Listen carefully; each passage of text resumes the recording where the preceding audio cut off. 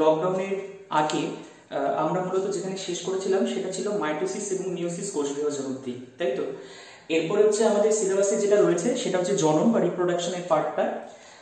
তো এর তোমাদের সিলেবাস আগেই বলছি যে হচ্ছে সিলেবাসে সেকেন্ড টার্ম পরীক্ষা যদি হয় তবে হচ্ছে সেকেন্ড টার্মে তোমাদের এই জননের পার্টটা থাকবে এবং তার পরবর্তী যে দুটো অধ্যায়, একটা বংশগতি এবং পরেরটা হচ্ছে অভিব্যক্তি অভিযোজন, এই যে চ্যাপ্টার, এই চ্যাপ্টারটা থাকবে। অর্থাৎ লাস্ট চ্যাপ্টারটা বাদ বাকি যে দুটো চ্যাপ্টার, সেই দুটো চ্যাপ্টার এবং জনন, এই তিনটে পার্ট কিন্তু তোমাদের মূলত সেকেন্ড ইউনিট পরীক্ষাতে থাকবে, ঠিক আছে, যদি পরীক্ষাটা হয়।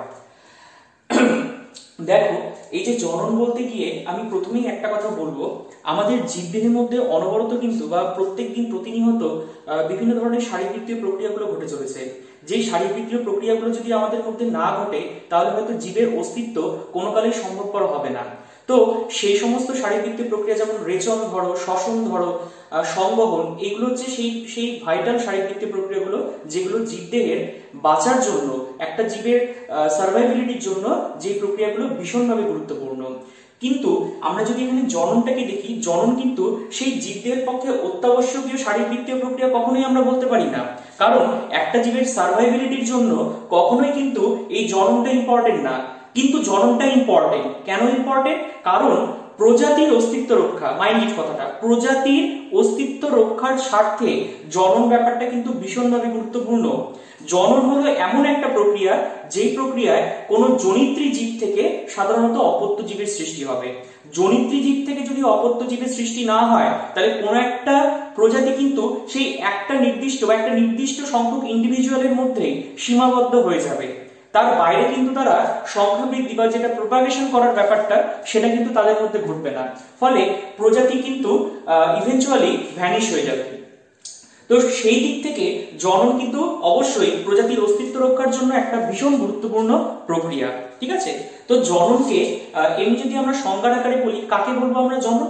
জনন হচ্ছে, দেখো, যে জৈবিক পদ্ধতিতে অ্যাকচুয়ালি জীব তার নিজের সত্তা এবং আকৃতি বিশিষ্ট অপত্য জীব সৃষ্টির মাধ্যমে বংশগতির ধারাকে অক্ষুণ্ণ রাখে এবং সাধারণত প্রজাতির অস্তিত্ব রক্ষা করে থাকে, তাকেই আমরা এক কথায় বলে থাকবো হচ্ছে জনন বা রিপ্রোডাকশন, ঠিক আছে।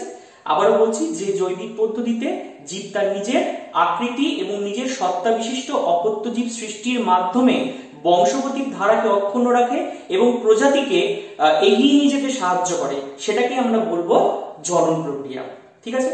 তো এই যে জনন প্রক্রিয়া মানুষের জন্য, মানুষ বলবো না, শুধুমাত্র জীবের জন্য কেন গুরুত্বপূর্ণ বা তার তাৎপর্যগুলো কি কি? সেই তাৎপর্যগুলো হলো, প্রথমেই বলছি, যেটা হচ্ছে প্রজাতির অস্তিত্ব রক্ষার ক্ষেত্রে যদি জনন ব্যাপারটা না ঘটে, জীবরা যদি জননে নিজেদেরকে ইনভলভ করতে না পারে, তাহলে কিন্তু প্রজাতির অস্তিত্ব বজায় থাকবে না। সেকেন্ড কথা হচ্ছে অবশ্যই সংখ্যা বৃদ্ধিটাও একটা ভাইটাল ব্যাপার। দেখো, একদিক থেকে যদি রোগের কারণে ধীরে ধীরে জীবের মৃত্যু ঘটতে থাকে, কিন্তু অপরপক্ষে আমরা অন্যদিকে দেখছি যে হচ্ছে জীব কোনোভাবেই সংখ্যায় বাড়ছে না, সেটাও কিন্তু স্বাভাবিকভাবে বাস্তুতন্ত্রের ভারসাম্যটা বিঘ্নিত করবে। ফলে সংখ্যা বৃদ্ধির জন্য এটা ভীষণভাবে ইম্পর্টেন্ট বা গুরুত্বপূর্ণ। নেক্সট তোমরা ধরতে পারো যে সাধারণত পরিব্যক্তি ঘটানো বা এই দিক থেকে মিউটেশন ঘটানো যেটাকে বলছি, সেই মিউটেশনের জন্য কিন্তু এটা ভীষণভাবে ইম্পর্টেন্ট। মানে এই যে যখন যৌন জননটা আমরা পড়েছিলাম বা যৌন জননটা আমরা যখন পড়বো পরবর্তীতে, তখন দেখবো যে প্রজাতির মধ্যে বিশেষ কিছু নতুন নতুন বৈশিষ্ট্যের উদ্ভাবন ঘটে, যেগুলোকে আমরা স্বাভাবিকভাবে ভেদ বা ভ্যারিয়েশন বলে থাকি, তাই তো। তো সেই ভেদ বা ভ্যারিয়েশন গুলো একটা নির্দিষ্ট সময় ধরে যখন হচ্ছে একটা জীবের মধ্যে অ্যাকোয়ার্ড হতে থাকবে, যখন তার শরীরের মধ্যে ধীরে ধীরে আসতে থাকবে, তখন আলটিমেটলি যেটা হচ্ছে নতুন সংখ্যক জীবের বা নতুন প্রজাতির জীবের উৎপত্তি কিন্তু ঘটাবে, তাই তো। তো সেই উৎপত্তি ঘটানোর মাধ্যমে বা সেই এভলিউশনটার মাধ্যমে আমরা কিন্তু বর্তমানে এই এখনকার যে মানুষটা, সেই মানুষে পরিণত হয়েছি। তো এইরকম নানা কারণের জন্য কিন্তু জনন ব্যাপারটা ভীষণভাবে ইম্পর্টেন্ট। আমি না এই পার্টটার মধ্যে, এই ভিডিওটার মধ্যে আমি দেখি বা অনেকগুলো হচ্ছে মানে কি কি পড়তে হবে তোমাদেরকে সেই জিনিসগুলোকে বলেছি। যেমন হচ্ছে ধরো সংজ্ঞা, তাৎপর্য, প্রকারভেদ, তার প্রকারভেদের মধ্যে অঙ্গজ জনন, অযৌন জনন, যৌন জনন, অপুঞ্জনী এবং শেষে হচ্ছে যৌনক্রম ব্যাপারটা তোমাদেরকে পড়তে হবে, ঠিক আছে। তো এই ভিডিওটা আমি একটু ভেঙে করব। তো প্রথম যে পার্টটা আজ এই ভিডিওটার মধ্যে আমি মেনলি এই যে অঙ্গজ জনন বিষয়টা, সেই অঙ্গজ জনন বিষয়টাকে নিয়ে আমি আলোচনা করব। পরবর্তী দুটো ভিডিওর মধ্যে সাধারণত অযৌন জনন, যৌন জনন এবং পরবর্তীতে অপুংজনী যৌনক্রমটা নিয়ে আলোচনা করব। তো দেখো, তো আমরা বুঝতেই পারছি এই চার্টটা দেখে যে জননকে মূলত মানে জীবদেহের জননকে মূলত চার ভাগে ভাগ করা যেতে পারে।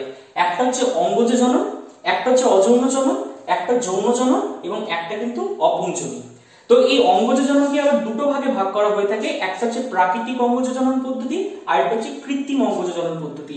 এই অঙ্গজ জনন পদ্ধতিটা না আমরা অ্যাকচুয়ালি আলোচনা করবো হচ্ছে উদ্ভিদের নিয়ে। তো এই প্রাকৃতিক অঙ্গজ জনন পদ্ধতি যেটা হচ্ছে সেটা হচ্ছে মূল, কাণ্ড, পাতা ইত্যাদি অঙ্গগুলোর মাধ্যমে সাধারণত ঘটে থাকবে।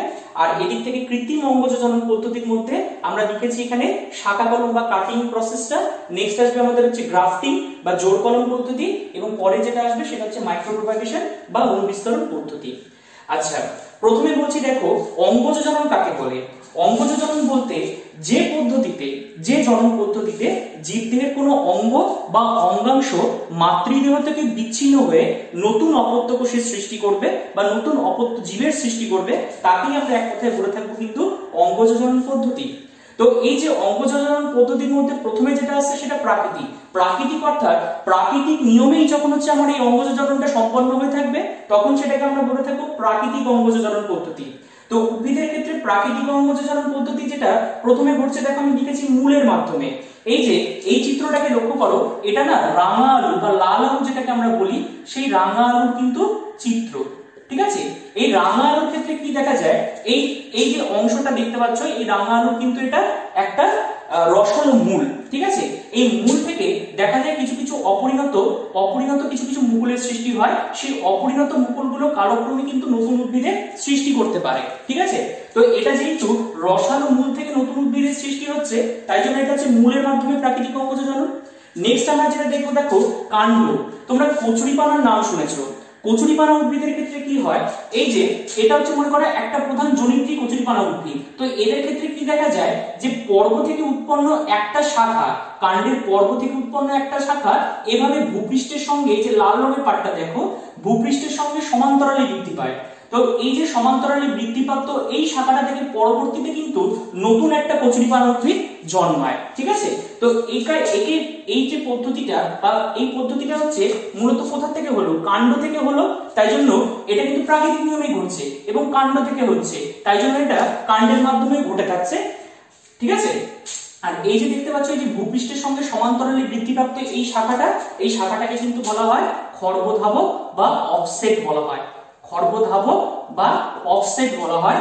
এর মাধ্যমেও কিন্তু প্রাকৃতিকভাবে সাধারণত উদ্ভিদের বিস্তারটা ঘটে থাকে। নেক্সট যে চিত্রটা, সেই চিত্রটা হচ্ছে মনে করো পাথরকুচি পাতা। পাথরকুচির নাম আমরা সবাই পড়েছি। পাথরকুচি পাতার মধ্যে কি লক্ষ্য করা যায়, কিছু কিছু না অপরিণত এরকম হচ্ছে শাখার মতো সংগঠন লক্ষ্য করা যায় বা মুকুলের মতো সংগঠন লক্ষ্য করা যায়, ঠিক আছে। এদেরকে হচ্ছে অ্যাকচুয়ালি পত্রাশ্রয়ী মূল বলা যেতে পারে। তো এখান থেকে কি হয়, পরবর্তীতে নতুন করে কিন্তু বংশ বিস্তার বা নতুন নতুন পাথরকুচি উদ্ভিদের কিন্তু এখান থেকে জন্ম হয়। তো এই হলো পাতার মাধ্যমে, অর্থাৎ মূল, কাণ্ড, পাতা, এই তিনটা থেকে প্রাকৃতিক নিয়মে সাধারণত উদ্ভিদ জন্মাচ্ছে। তাই জন্য এটা হচ্ছে প্রাকৃতিক পদ্ধতিতে অঙ্গজ জননের দৃষ্টান্ত সমূহ। নেক্সট আমরা যেটা আসবো সেটা হচ্ছে কৃত্রিম।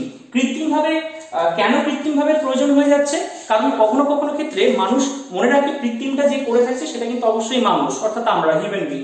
কেন কৃত্রিম ভাবে করে থাকছি, কারণ আমরা সবসময় দেখবো আমরা কিসে হচ্ছে উপকৃত হব বা কিসে হচ্ছে আমাদের আর্থিক যেটা সমৃদ্ধি সেটা কিসে ঘটবে, ঠিক আছে। তো সেই জন্যই কিন্তু সেই সুবিধার্থেই কিন্তু কৃত্রিম। এছাড়াও সাধারণত কিছু দেখবে যখন আমরা অনুবিস্তরণটা পড়বো, কিছু কিছু উদ্ভিদ যারা প্রায় বিলুপ্ত হওয়ার পথে, সেই বিলুপ্ত প্রায় উদ্ভিদগুলোকে সংরক্ষণ করার ক্ষেত্রেও এই কৃত্রিম পদ্ধতি বিশেষভাবে কিন্তু গুরুত্বপূর্ণ। তো দেখা যাক এভাবে কৃত্রিম অঙ্গজ জনন পদ্ধতিটা কিভাবে হয়। দেখো দেখবে প্রায় অনেকের বাড়িতেই এই জিনিসটা লক্ষ্য করা যায়। কারোর বাড়ি থেকে একটা গোলাপের হয়তো শাখা নিয়ে আসলো, শাখা নিয়ে এসে ওটাকে হয়তো মাটিতে লাগিয়ে দিল, সেখান থেকে দেখা গেল নতুন করে গোলাপ গাছ জন্মাচ্ছে। আবার এদিকে দেখা গেল কারোর বাড়িতে একটা খুব সুন্দর টুকটুকে লাল জবা, সেই লাল জবার একটা শাখা কেটে নিয়ে আসলো, কেটে নিয়ে এসে হয়তো লাগিয়ে দিল, সেখান থেকে আবার হয়তো নতুন করে গাছের সৃষ্টি হয়ে যাচ্ছে, তাহলে ওটাই কিন্তু শাখা ফলন। এটা এটা সেরকম কোনো জটিল ব্যাপার না। অর্থাৎ যে পদ্ধতিতে মূল একটা জনিত্রী উদ্ভিদের কোনো একটা শাখা, ধরো এই যে এই শাখাটাকে আমি বিচ্ছিন্ন করে নিলাম বা কেউ বিচ্ছিন্ন করে নিল, বিচ্ছিন্ন করে সাধারণত ভেজা স্যাঁতস্যাঁতে একটা পরিবেশ বা যেই জায়গাটার মধ্যে হচ্ছে ধরো সাফিসিয়েন্ট পরিমাণে জলের যোগানটা রয়েছে, সেই জায়গার মধ্যে যদি হচ্ছে এই শাখাটাকে রোপণ করা যায়, দেখা যাবে কিছুদিনের মধ্যেই শাখাটা বৃদ্ধিপ্রাপ্ত হবে। তো এই যে বৃদ্ধিপ্রাপ্ত হবে এবং সেখান থেকে আবার নতুন করে কি ফুল জন্মাবে, তাই তো। তো এই যে পদ্ধতিটা, এই পদ্ধতিটাই হচ্ছে কাটিং বা শাখা কলম পদ্ধতি। আচ্ছা, নেক্সট আমাদের যেটা আসবে সেটা হচ্ছে গ্রাফটিং বা জোড় কলম পদ্ধতি। এটা না আমার মনে হয় তোমরা ক্লাস 8 এ কিছুটা জেনে এসছো। তোমাদের সিয়ন আর স্টক এই দুটোর হচ্ছে কনসেপ্ট ছিল। সিয়ন আর স্টক ব্যাপারটা কি আবারও বলছি। আমরা সাধারণত প্রায়শই দেখে থাকি যে হচ্ছে ওই ধরো দেখা গেল হচ্ছে ওই কলমের গাছ বলে থাকে, তাই না? কলমের গাছ বলে থাকে, এবং কলমের গাছ যদি আমরা দেখি, বিশেষ করে আম গাছ যেগুলো হয়, সেই আম গাছে দেখা যায় সাধারণত ছোট একটু গাছ, এবং সেই গাছে কিছুদিনের মধ্যে ভরে আম হয়েছে, মানে অনেকটা গাছটা জুড়ে আম হয়েছে, তাই তো। তো ওটা যে পদ্ধতির মাধ্যমে করা হয় সেটা হচ্ছে গ্রাফটিং বা জোড় কলম পদ্ধতি। এই গ্রাফটিং বা জোড় কলম পদ্ধতির ক্ষেত্রে কি হয়, ধরো একই প্রজাতিভুক্ত দুটো উদ্ভিদকে শনাক্তকরণ করা হয়, একই প্রজাতিভুক্ত দুটো উদ্ভিদকে বা একই গণের বা একই গোত্রের দুটো প্রজাতির উদ্ভিদকে মূলত আগে নির্বাচন করা হয়, ঠিক আছে। এবার দেখা গেল দুটো প্রজাতির মধ্যে যে প্রজাতিটার উদ্ভিদটাকে আগে থেকে আমার যে টক শুদ্ধ বা মূল শুদ্ধ যেই গাছটা থাকে, সেই গাছটাকে হচ্ছে আমরা বলে থাকবো প্রথম ক্ষেত্রে স্টক। কি বলে থাকবো আমরা? স্টক বলে থাকবো, ঠিক আছে। আর দেখা গেল একটা নতুন ভাবে একটা উন্নত বৈশিষ্ট্য সম্পন্ন একটা উদ্ভিদকে চুজ করা হলো, যে উদ্ভিদটাকে হচ্ছে আমরা বলে থাকছি মূলত সিয়ন, ধরো, ঠিক আছে। এই যে উদ্ভিদটা, এই উদ্ভিদটাকে বলা হচ্ছে সিয়ন। এবার কি করা হয় দেখো, এই যে সিয়নটাকে মনে করা হচ্ছে এই অংশটা হচ্ছে আমার সিয়ন, সাপোজ ধরো এই অংশটা হচ্ছে আমার সিয়ন, ঠিক আছে। আবার এটা হচ্ছে মনে করো আমার স্টক। তাহলে এই সিয়ন আর স্টকের একটা নির্দিষ্ট অংশ, মানে কাণ্ডের একটা নির্দিষ্ট অংশ পর্যন্ত আমাকে কিন্তু কেটে নেওয়া হয়। যে অংশটা পর্যন্ত কেটে নেওয়া হয় সেটাকে আমরা অ্যাকচুয়ালি বলে থাকবো ক্যাম্বিয়াম। ক্যাম্বিয়াম হচ্ছে এক প্রকার গৌণভাজক কলা, মূলত দ্বিবীজপত্রী উদ্ভিদের ক্ষেত্রে এই ক্যাম্বিয়ামটা উপস্থিতি লক্ষ্য করা যায়। তো কি করা হয়, এই ক্যাম্বিয়ামটা পর্যন্ত দেখা যায় হচ্ছে এই যে সিয়নটা এই জায়গাটার মধ্যে সংযোজন করে দেওয়া হয়, সিয়নটা এই স্টকটার মধ্যে এইভাবে সংযোজন করে দেওয়া হয়।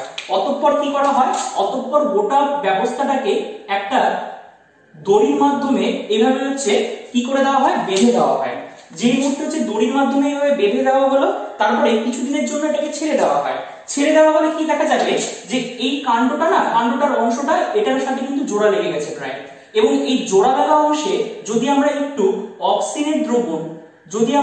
অক্সিনের দ্রবণ বা এদিক থেকে যদি একটু সাইটোকাইনিনের দ্রবণ আমরা এখানে যোগ করতে পারি, তাহলে দেখা যাবে কিছুদিনের মধ্যে এই গাছটা মোটামুটি দাঁড়িয়ে গেছে। এবং তাহলে দেখতে পাবো আমরা, দেখো এখানে সিয়নের একটা কিছু কিছু বৈশিষ্ট্য রয়েছে, আবার স্টকের কিছু কিছু বৈশিষ্ট্য রয়েছে।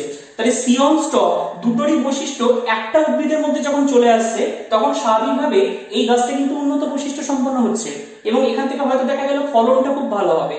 তো এই যে পদ্ধতিটা, এই পদ্ধতিটাকে আমরা বলতে পারবো কিন্তু সিয়ন, বা হচ্ছে এই সিয়ন বলছি, এটাকে আমরা বলে থাকবো গ্রাফটিং বা জোড় কলম পদ্ধতি। তো গ্রাফটিং অ্যাকচুয়ালি না দু ধরনের হয়ে থাকে, একটাকে বলা হচ্ছে সিয়ন গ্রাফটিং, আর একটাকে বলা হচ্ছে বার্ড গ্রাফটিং। কি করা হচ্ছে, সিয়ন আর বার্ড, এই যে দেখো প্রথম ক্ষেত্রে দুটো গাছের ডালটাকে যখন আমি জোড়া লাগাচ্ছি, এই পদ্ধতিটা হচ্ছে আমার সিয়ন গ্রাফটিং, ঠিক আছে। সিয়নটাকে ডাইরেক্টলি আমি হচ্ছে স্টকের সাথে সংযোজন করে দিচ্ছি, এটা হচ্ছে আমার সিয়ন গ্রাফটিং। আর বার্ড গ্রাফটিংটা কি হবে, দেখা গেল ধরো এটা মনে করো স্টকটা, ঠিক আছে। এই স্টকের গাত্রে দেখা যায় একটা মূলত গর্তের মতো অংশ সৃষ্টি করা হয়, ধরো সেই গর্তটা সে টি আকৃতির মতো একটা গর্তের সৃষ্টি করা হলো, তখন যেটা উন্নত বৈশিষ্ট্য সম্পন্ন উদ্ভিদের যে মুকুলটা, সেই বার্ডগুলো দেখা গেল এটার মধ্যে সংযোজন করে দেওয়া হলো, বা এটার মধ্যে আটকে দেওয়া হলো বা দিয়ে দেওয়া হলো। তারপরে ধীরে ধীরে দেখা যাবে কি, তাহলে এর যে মুকুলের যে বৈশিষ্ট্যটা, সেখান থেকে আলটিমেটলি কি নতুন উদ্ভিদ জন্মাতো। তো তাহলে এর বৈশিষ্ট্যটা মূলত এই স্টকের মধ্যে চলে আসছে। তাহলে স্টকের মধ্যে যখন সিয়নের বৈশিষ্ট্যটা আসছে, তাহলে স্বাভাবিকভাবে কি হবে, গাছটা উন্নত বৈশিষ্ট্য সম্পন্ন হবে। তো এখানে যেহেতু বার্ডকে ইনকর্পোরেট করে দেওয়া হচ্ছে, বার্ডকে যেহেতু সংযোজন করা হচ্ছে, তাই জন্য এই পদ্ধতিটাকে কিন্তু বলা হয় বার্ড গ্রাফটিং পদ্ধতি। তো এটা গেল হচ্ছে মূলত গ্রাফটিং বা জোড় কলম পদ্ধতি। যেমন আমাদের আমের ক্ষেত্রে কিন্তু এই গ্রাফটিং পদ্ধতিটা বিশেষভাবে গুরুত্বপূর্ণ। তবে তোমরা একটা কথা মনে রাখবে, দ্বিবীজপত্রী উদ্ভিদের ক্ষেত্রেই কিন্তু এই গ্রাফটিং পদ্ধতিটা বিশেষভাবে অ্যাপ্লিকেবল। যদি আমরা একবীজপত্রী উদ্ভিদ, তাদের ক্ষেত্রে কিন্তু ক্যাম্বিয়ামটা মেইনলি মিসিং থাকে, তাই জন্য কিন্তু গ্রাফটিং পদ্ধতিটা একবীজপত্রী উদ্ভিদ যেমন হচ্ছে ধান বা এর থেকে হচ্ছে গম, এই জাতীয় উদ্ভিদের ক্ষেত্রে গ্রাফটিং পদ্ধতিটা কিন্তু কখনোই প্রযোজ্য নয়। এটা তোমরা একটু মাথায় রাখবে। নেক্সট আমরা যেটাতে আসবো সেটা হচ্ছে অণুবিস্তরণ বা মাইক্রো প্রোপাগেশন পদ্ধতি।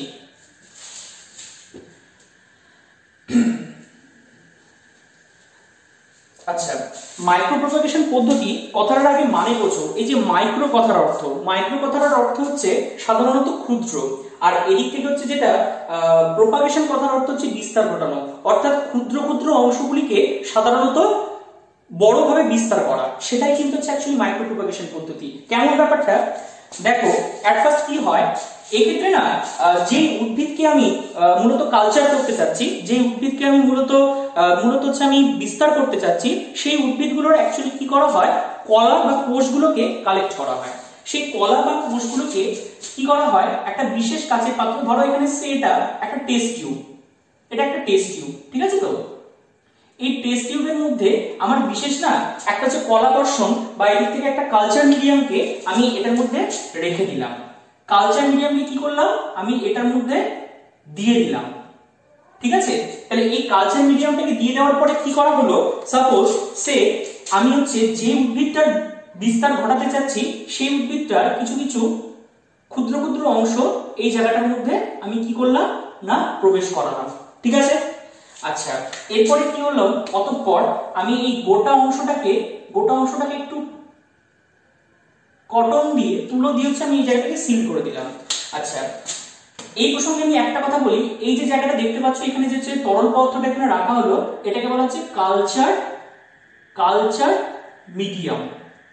কালচার মিডিয়াম ব্যাপারটার অর্থ কি, কালচার মিডিয়ামটা এখানে যেহেতু উদ্ভিদের ক্ষেত্রে আমি বিস্তার ঘটাবো, এখানে না অক্সিন এবং সাইটোকাইনিনের দ্রবণটা এখানে দেওয়া আছে। অক্সিন এবং সাইটোকাইনিনের দ্রবণটা কি করবে, এর যে কোষ বা কলাগুলোকে খুব সহজে বা দ্রুত বিস্তার ঘটাতে কিন্তু সাহায্য করবে।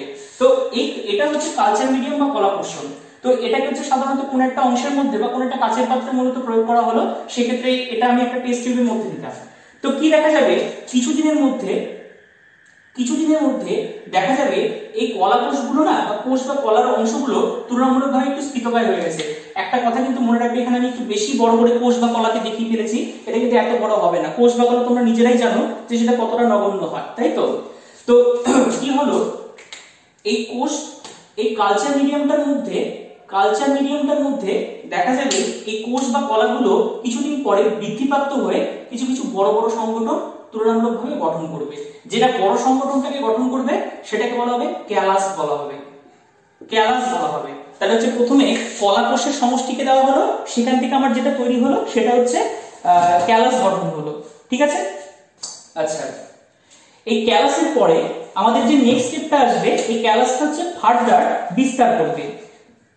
বিস্তার করে তারা যেটা তৈরি করবে সেটা হচ্ছে এমব্রয়েড। অর্থাৎ এটা যদি আমার 1 নম্বর স্টেপ হয়, এটা হচ্ছে আমার 2 নম্বর স্টেপ, এটা হচ্ছে এবার আমার ধরো 3 নম্বর স্টেপ। 3 নম্বর স্টেপের ক্ষেত্রেও কি হবে, 3 নম্বর স্টেপের ক্ষেত্রে আমার কি আসবে, যে এখানে হচ্ছে মূলত আমি কালচার মিডিয়ামটাকে রাখলাম, বা কালচার মিডিয়ামটা আমার যেরকম থাকা সেরকমই থাকলো, এবং সেই জায়গাটার মধ্যে দেখা গেল কি এগুলো হচ্ছে ফার্দার আরো বিস্তার লাভ করছে, ঠিক আছে? তো যেটা এটা গঠন করলো সেটাকে কিন্তু বলা হবে মূলত এমব্রয়েড। কি গঠন করলো? এমব্রয়েড। এবং মনে রাখবে এই গোটা অংশটাই কিন্তু সাধারণত কটন দিয়ে সিল করা হচ্ছে। কেন কটন দিয়ে ক্ষেত্রে আমার সিল করা হচ্ছে? কারণ বাইরে থেকে কোনো অবাঞ্ছিত পদার্থ যাতে এখানে না চলে আসতে পারে, ঠিক আছে? যাতে এটার গুণগত মানটা, কোয়ালিটেটিভ ভ্যালুটাকে কখনো হচ্ছে এরা ধ্বংস করে দিতে বা নষ্ট করে দিতে না পারে। তো প্রথমে গেল হচ্ছে ক্যালাস, এরপরে যে স্টেপটা আসলো সেটা হচ্ছে এমব্রয়েড। এমব্রয়েডের পরে পরবর্তীতে এরা যেটা গঠন করবে সেটা কিন্তু হচ্ছে প্লান্টলেট। প্লান্টলেটের ক্ষেত্রে কি হবে,